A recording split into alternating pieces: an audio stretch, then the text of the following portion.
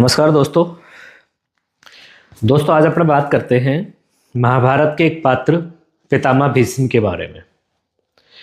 और अपन बात करते हैं कि पितामह भीष्म का बचपन का जो नाम है वो देवव्रत था, पर उनका नाम पितामह भीष्म कैसे पड़ा। तो दोस्तों, जैसे कि अपन जानते हैं कि भीष्म जो हैं उनके पिता का नाम शांतनु और माता का नाम गंगा था। गंगा पुत्र थे भीष्म, और भीष्म के बचपन का नाम देवव्रत था। और अपन ये भी जानते हैं कि जब देवव्रत जब गंगा मैया वापस जा रही थी, जो शांतनु से उन्होंने शर्त रखी थी कि मैं जो भी करूंगी, जैसे भी करूंगी, आप किसी भी बात के ऊपर कोई क्वेश्चनिंग नहीं करोगे, कोई क्वेश्चन नहीं पूछोगे।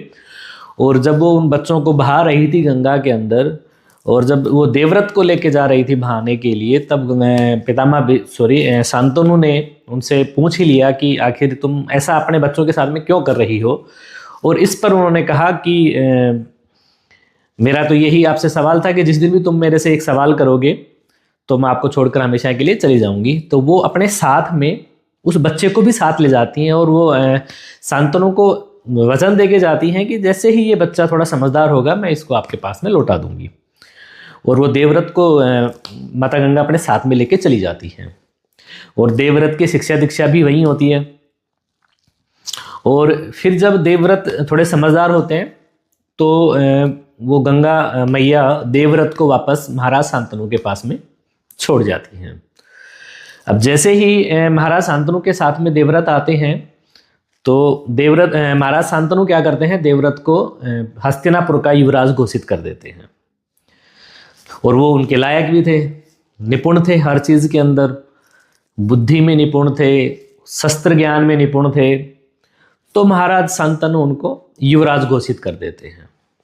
और एक बार क्या होता है कि महाराज शांतनु शिकार खेलने के लिए जंगल की तरफ जाते हैं, और जंगल की तरफ जाते हैं तो वहाँ वो देखते हैं कि नदी के अंदर एक लड़की जो नाव चलाने का काम कर रही है, उसको देख के महाराज शांतनु उसके ऊपर मोहित हो जाते हैं और उनसे शादी करने का मन बना लेते हैं। और फिर महाराज शांतनु शादी का प्रस्ताव लेकर उस लड़की के पिता के पास में जाते हैं, और उसके पिता से कहते हैं कि मैं आपकी पुत्री से विवाह करना चाहता हूँ। तो उस लड़की के पिता महाराज शांतनु से कहते हैं कि भाई महाराज, मेरी बेटी के लिए आपसे योग्य वर तो कोई हो ही नहीं सकता, लेकिन मैं आपसे एक वचन मांगना चाहता हूँ।